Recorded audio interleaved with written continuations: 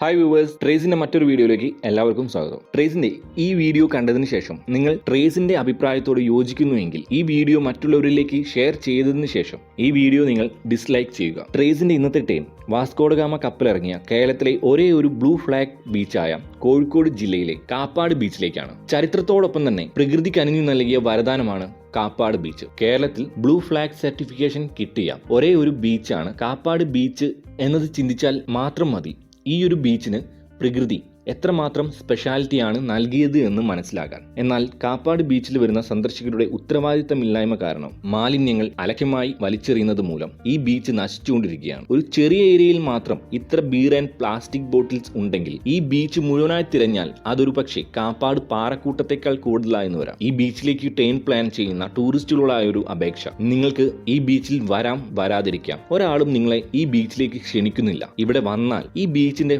വൈബും കാഴ്ചകളും കണ്ട് ആസ്വദിച്ച് നിങ്ങൾക്ക് തിരിച്ചു പോകുമ്പോൾ കിട്ടുന്നത് മനസ്സിൽ എന്നെന്നും ഓർത്തിരിക്കാനായുള്ള ഒരു പിടി ഓർമ്മകളാണ്. എന്നാൽ ഈ ബീച്ചിന് കിട്ടുന്നത് ഒത്തിരി മാലിന്യങ്ങളാണ്. സോ കഴിയുന്നതും ഈ ഒരു ബീച്ചിൽ വരുന്നവർ ഒരു രീതിയിലുള്ള മാലിന്യങ്ങളും അലക്ഷ്യമായി വലിച്ചെറിയാതിരിക്കുക. ഈ ഒരു ബീച്ചിനെ നിങ്ങളുടെ മനസ്സിനോളം മലിനപ്പെടുത്താതിരിക്കുക. കാപ്പാട് ബീച്ചിൽ വരുന്ന ടൂറിസ്റ്റുകൾ എല്ലാവരും മാലിന്യങ്ങൾ വലിച്ചെറിയുന്നവരാണ് എന്നതല്ല ട്രേസ് പറയുന്നത്. പ്രകൃതിയെ സ്നേഹിക്കുന്ന, സംരക്ഷിക്കുന്ന അനേകം ആളുകൾ വരുന്ന ഒരു ബീച്ച് തന്നെയാണ് കാപ്പാട്. എന്നാൽ സമൂഹത്തോടും പ്രകൃതിയോടും യാതൊരുവിധ കമ്മിറ്റ്മെന്റും ഇല്ലാത്ത 1% ആളുകൾ കാരണം നശിക്കുന്നത് അമൂല്യമായൊരു ബീച്ച് തന്നെയാണ്.